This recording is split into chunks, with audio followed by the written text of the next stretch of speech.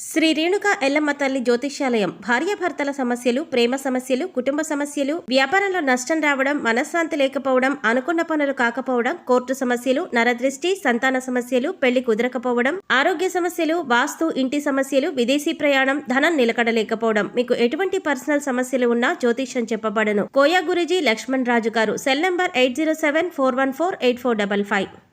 ఓం శ్రీమాత్రే నమః. ఛానల్లోకి స్వాగతం అండి. ధనుసు రాశి వారు చేయవలసిన పూజ ఒకటి మిగిలిపోయింది. అందుకే లైఫ్ సెటిల్ కావట్లేదు. అయితే ఈ రాశి వారు ఎటువంటి ఫలితాలను పొందబోతున్నారు? మీ లైఫ్ సెటిల్ కాకపోవటానికి కారణమేమిటి? అలాగే వీరు బాకీ పడ్డ పూజ ఏంటి? ఆ పూజ ఏ విధంగా చేయాలి? బాకీ పడ్డ పూజని పూర్తి చేసిన తర్వాత మీరు ఎటువంటి ఫలితాలను చూస్తారు అనే వివరాలను ఈ వీడియోలో మనం తెలుసుకుందాం. కానీ అంతకంటే ముందుగా మీరు కనుక మన ఛానల్ని ఇప్పటి వరకు సబ్స్క్రైబ్ చేసుకోనట్లయితే సబ్స్క్రైబ్ చేసుకొని పక్కనే ఉన్న బెల్ ఐకాన్ నొక్కి ఆల్ సెలెక్ట్ చేసుకుంటే మేము ఇలాంటి వీడియోస్ అప్లోడ్ చేయగానే ముందుగా మీకు నోటిఫికేషన్ వస్తుంది.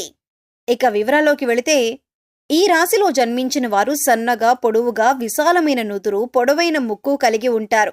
వీరి మనస్సు చాలా నిర్మలంగా ఉండి నిష్కల్మషమైన మనసుతో కల్లాకపటం లేకుండా మాట్లాడుతూ మిత్రులకు ఉపయోగం చేయటానికి ముందుంటారు. ఈ రాశివారు ఆచరించవలసిన పరిహారాలు చూసుకున్నట్లయితే, గృహమునందు ఔషధులను పెంచాలి. రైతులకు మేలు రకం విత్తనాలను దానం చేయాలి. ఔషధ తత్వం గల ఫలాలను మరియు పుష్పాలను బ్రాహ్మణుడికి దానం చేయాలి. పేదలకు ఆయుర్వేద వైద్యాన్ని ఉచితంగా అందించుటకు గాను ఆయుర్వేద వైద్యానికి మరియు వైద్యశాలలకు చేయూతను అందించాలి. కుమారి లేదా కలబంద మొక్కను ఇంటికి వాయవ్య భాగంలో పెంచాలి. మంగళవారాలు శ్రీ సుబ్రహ్మణ్య స్వామికి ఔషధీ మొక్కల ఆకులను, మూలికలను, ఔషధ తత్వం గల పుష్పాలను జలంలో వేసి అట్టి జలంతో స్వామివారిని అభిషేకించాలి. ప్రతి నెల మీ జన్మ నక్షత్రం రోజున మీకు తోచిన ఆహార పదార్థాలు కొని మీ చేతితోనే బీదవారికి ఇవ్వండి. దీంతో మీ సంపద వృద్ధవుతుంది. ఆహార పదార్థాలు కొనివ్వటం వీలు కాకపోతే కనీసం 1/2 డజను నాణ్యమైన అరటిపళ్ళైనా కొని ఒక నిరుపేదకి ఇవ్వండి. మీ దోషాలు తొలగి మీ సంపద వృద్ధవటానికి ఇది అత్యంత సమర్థవంతంగా పనిచేసే జ్యోతిష్య పరిహారం. కావున తప్పనిసరిగా ప్రతి నెల ఈ పరిహారం అందించటానికి ప్రయత్నించండి. కేతువు అనుగ్రహం కొరకు కేతువు యొక్క బీజ మంత్రాన్ని ప్రతిరోజు లేదా తప్పకుండా ప్రతి మంగళవారం, ప్రత్యేకించి కేతుకాలం యమగండ కాలంలో అంటే ఉదయం 9 గంటల నుండి 10 గంటల 30 నిమిషాల మధ్య 19 సార్లు పఠించండి. కేతువు యొక్క అనుగ్రహం కొరకు మంగళవారాల్లో, కేతుకాలం యమగండ కాలంలో ఉదయం 9 గంటల నుండి 10 గంటల 30 నిమిషాల మధ్య వినాయకుని ఆలయాలను, పుణ్యక్షేత్రాలను దర్శించాలి. ఆలయంలో కొబ్బరికాయ, అరటిపళ్ళు, పూలు, అగరబత్తి, కర్పూరం వంటివి సమర్పించి కేతువు యొక్క అనుగ్రహం మరియు అనుకూలత కొరకు ప్రార్థించాలి. కానుకలు సమర్పించాలి. వినాయక మంత్రాలు, స్తోత్రాలు పఠించాలి. సంకష్ట నాశన గణేశ స్తోత్రం, శ్రీ గణపతి అథర్వశీర్ష స్తోత్రం పఠించాలి. మంగళవారాల్లో మరియు ప్రతి నెల ఆర్ద్ర నక్షత్రం ఉన్న రోజుల్లో ఓం రుద్రాయ నమః అనే మంత్రాన్ని 108 సార్లు పఠించాలి. ప్రత్యేకించి మంగళవారాల్లో, కేతుకాలం సమయంలో, ప్రతి నెల ఆర్ద్ర నక్షత్రం ఉన్న రోజుల్లో శివాలయానికి వెళ్లి శివుని ముందు ఈ మంత్రాన్ని పఠించటం మరింత శుభప్రదం. శివాలయంలో కొబ్బరికాయ, అరటిపళ్ళు, పూలు, అగరబత్తి, కర్పూరం వంటివి సమర్పించి కేతువు యొక్క అనుగ్రహం మరియు అనుకూలత కొరకు ప్రార్థించాలి. కేతుగ్రహం యొక్క అనుగ్రహం కొరకు చేసే ఈ పరిహారం కొంతవరకు కుజగ్రహ దోషాలను కూడా తొలగిస్తుంది. వీధి కుక్కలకు ఆహారం అందివ్వాలి. కొడుకు వరుస అయ్యే వారిని ప్రేమగా చూసుకోవాలి. నలుపు, తెలుపు రంగులో ఉన్న కంబళి దానం చేయాలి. దేవాలయాలను నిర్మించటానికి విరాళాలివ్వాలి. పిచ్చి హాస్పిటల్లో రోగులకు సహాయం చేయాలి. ఉలువలతో చేసిన ఆహార పదార్థాలు పేదలకు పంచాలి. ఉలువలను నీటిలో నానబెట్టి గోవులకు తినిపించాలి. మంగళవారం నాడు నియమంగా ఉండాలి. మంగళవారం రోజున ఉపవాసం కూడా ఆచరించవచ్చు.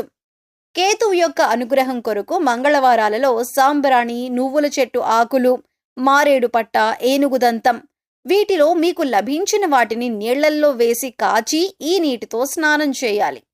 కేతువు యొక్క అనుగ్రహం కొరకు మంగళవారాలలో వైఢూర్యం, నువ్వుల నూనె, శాలువ, కస్తూరి, ఉలవలు, ఎరుపు రంగు లేదా బ్రౌన్ రంగు వస్త్రం మరియు ఆర్థిక విరాళాలు వీటిలో ఏదైనా ఒకటి దేవాలయాలు, ఆలయ పూజారులు, అనాథ శరణాలయాలు మరియు అత్యంత పేదరికంలో ఉన్న వ్యక్తులకు దానం ఇవ్వండి.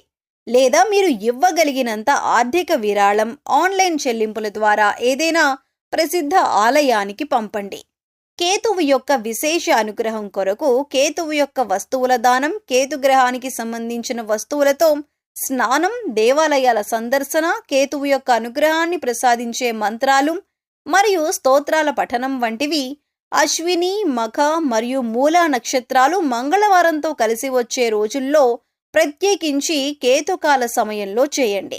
మంత్రజపం రాత్రి సమయంలో చేయటం శుభప్రదం. అలా వీలు కాకపోతే మీకు కుదిరిన సమయంలో చేయవచ్చు. కాకపోతే ప్రతిరోజు ఒకే సమయంలో మంత్రజపం చేయాలి. స్నానం చేసి శుభ్రమైన సాంప్రదాయ బట్టలు ధరించి తూర్పు దిక్కున కానీ ఉత్తరం దిక్కున కానీ చూస్తూ ప్రతిరోజు ఒకే చోట మంత్రజపం చేయాలి. బీజ మంత్రాలను బిగ్గరగా పైకి పలుకకూడదు కాబట్టి మనస్సులోనే మంత్రజపం చేయాలి. పూర్వాషాఢ నక్షత్రానికి అధిపతి శుక్రుడు. శుక్రగ్రహానికి మీరు ఆచరించవలసిన పరిహారాలు: నీటి పుష్పాలు మరియు పండ్లు గ్రామానికి తూర్పు దిశలో గల దేవాలయంలో పూజార్థమై బహూకరించాలి. తూర్పు దిశలో దేవాలయం లేనట్లయితే గ్రామంలో గల ఏదైనా ఒక దేవాలయంలో బహూకరించాలి.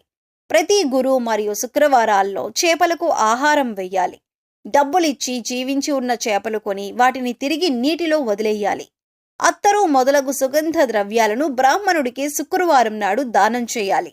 దేవాలయాలకు అగరొత్తులు, ఇతర సుగంధ ద్రవ్యాలు, గులాబీ జలం మరియు విగ్రహాల అలంకారానికి కావలసిన సామాగ్రిని కొనివ్వాలి. జాలరులు, చేపలు పట్టేవారు కష్టాల్లో ఉన్నట్లయితే వారికి సహాయ సహకారాలు అందించాలి. ప్రతి నెల మీ జన్మ నక్షత్రం రోజున మీకు తోచిన ఆహార పదార్థాలు కొని మీ చేతితోనే బీదవారికి ఇవ్వండి. దీంతో మీ సంపద వృద్ధి అవుతుంది.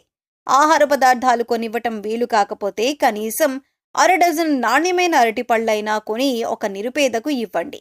మీ దోషాలు తొలగి మీ సంపదలు వృద్ధి అవడానికి ఇది అత్యంత సమర్థవంతంగా పనిచేసే జ్యోతిష్య పరిహారం. కావున తప్పనిసరిగా ప్రతి నెల ఈ పరిహారం ఆచరించడానికి ప్రయత్నించండి. శుక్రగ్రహం వల్ల కష్టాలు రాకుండా ఉండటానికి శుక్రుని అనుగ్రహం కొరకు శుక్రుని యొక్క బీజ మంత్రాన్ని ప్రతిరోజు లేదా తప్పకుండా ప్రతి శుక్రవారం 16 సార్లు పఠించండి. శుక్రగ్రహం యొక్క అధిష్టాన దైవం శ్రీ మహాలక్ష్మి అమ్మవారు. శుక్రుని యొక్క అనుగ్రహం కొరకు శుక్రవారం రోజుల్లో అమావాస్య తిథుల్లో శ్రీ మహాలక్ష్మీదేవి అమ్మవారిని పూజించాలి. శుక్రవారం రోజుల్లో శ్రీ మహావిష్ణు సమేత మహాలక్ష్మి ఆలయాలను, పుణ్యక్షేత్రాలను దర్శించాలి. ఆలయంలో కొబ్బరికాయ, అరటిపళ్ళు, పూలు, అగరబత్తి, కర్పూరం వంటివి సమర్పించి శుక్రుని అనుగ్రహం కొరకు ప్రార్థన చేయాలి. శుక్రవారం అమావాస్య తిథుల్లో శ్రీ మహాలక్ష్మి మంత్రాలను, శ్రీ కనకధార స్తోత్రాన్ని, శ్రీ సూక్తాన్ని పఠించాలి. స్త్రీలను గౌరవించాలి. వివాహం కాని అమ్మాయిలకు త్వరగా వివాహం జరగటానికి సహకరించాలి. బొబ్బర్లతో ఆహార పదార్థాలు చేసి పేదలకు పంచాలి. గోవుకు బొబ్బర్లను నీటిలో నానబెట్టి తినిపించాలి. శుక్రవారం నాడు నియమంగా ఉండాలి. శుక్రవారం రోజున ఉపవాసం కూడా ఆచరించవచ్చు. శుక్రగ్రహ అనుగ్రహం పూర్తిగా లభించటం కొరకు శుక్రగ్రహ మంత్రాన్ని ప్రతిరోజు లేదా తప్పకుండా ప్రతి శుక్రవారం 16 సార్లు పఠించండి. సూర్యుడి అనుగ్రహం కొరకు ఏనుగులు మరియు గుర్రాలకు గ్రాసాన్ని సమకూర్చాలి. ఏనుగు మరియు గుర్రపు బొమ్మను లేదా పటాన్ని దక్షిణ గోడకు తూర్పువైపు ముఖం ఉండేలాగా అమర్చాలి లేదా తగిలించాలి. శ్రీ సూర్య భగవానుని ఆరాధన వీరికి శుభఫలాలిస్తుంది. వృక్షాలకు మరియు ఇంట్లో గల మొక్కలకు ప్రతినిత్యం తప్పనిసరిగా నీళ్లు పొయ్యాలి. ఏనుగులకు అరటి పండ్లను తినిపించాలి. గోధుమలు, బెల్లం, మంచినెయ్యితో వండిన పాయాసాన్ని శివుడికి నివేదన చేసి స్వీకరించాలి. ప్రతి నెల మీ జన్మ నక్షత్రం రోజున మీకు తోచిన ఆహార పదార్థాలు కొని మీ చేతితోనే బీదవారికి ఇవ్వండి. దీంతో మీ సంపద వృద్ధవుతుంది. ఆహార పదార్థాలు కొనివ్వటం వీలు కాకపోతే కనీసం అరడజను నాణ్యమైన అరటిపళ్ళైనా కొని ఒక నిరుపేదకివ్వండి. మీ దోషాలు తొలగి మీ సంపదలు వృద్ధవడానికి ఇది అత్యంత సమర్థవంతంగా పనిచేసే జ్యోతిష్య పరిహారం. కావున తప్పనిసరిగా ప్రతి నెల ఈ పరిహారం ఆచరించటానికి ప్రయత్నించండి. సూర్యుని అనుగ్రహం కొరకు శివాలయాలను, శివుని పుణ్యక్షేత్రాలను ఆదివారాలు దర్శించండి. కొబ్బరికాయలు, అరటిపండ్లు, పూలు, అగరబత్తీలు, కర్పూరం మొదలైన వాటిని దేవాలయాలలో సమర్పించి సూర్యగ్రహ అనుగ్రహం కోసం ప్రార్థించండి. సూర్యుని అనుగ్రహం కొరకు ప్రతి ఆదివారం శివుని మంత్రాలు, రుద్ర మంత్రాలు, శ్రీ ఆదిత్య హృదయ స్తోత్రం, మరియు శ్రీ రుద్రాష్టకం తప్పకుండా పఠించండి.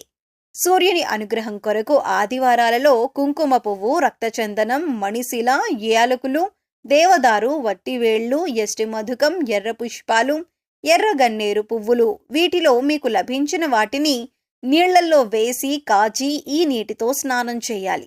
ఆదివారాల్లో ఎరుపు మరియు కాషాయ రంగు దుస్తులు ధరించాలి.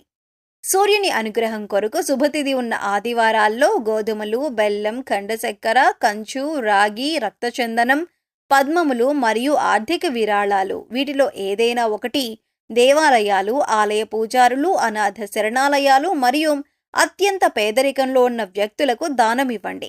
సో చూశారు కదండి, ఈ రాశి వారికి కెరీర్ల అభివృద్ధి పొందటానికి, అలాగే మీరు తలపెట్టిన ప్రతి పని పూర్తవ్వటానికి, ప్రతి విషయంలో ముందుండటానికి ఈ రాశివారు ఏ పూజ చెయ్యాలి, ఈ రాశివారు బాకీ పడిన పూజ ఏంటి, ఆ పూజ ఎలా చేసుకోవాలి అనే అంశాలను ఈ వీడియోలో మనం వివరంగా తెలుసుకున్నాం కదా. ఈ వీడియో మీకు నచ్చినట్లయితే లైక్ చేయండి. మీ ఫ్రెండ్స్ అండ్ ఫ్యామిలీ మెంబర్స్లో ఎవరైనా ధనుస్సు రాశి వారు ఉన్నట్లయితే వారితో ఈ వీడియోను షేర్ చేసుకోవటం మర్చిపోకండి.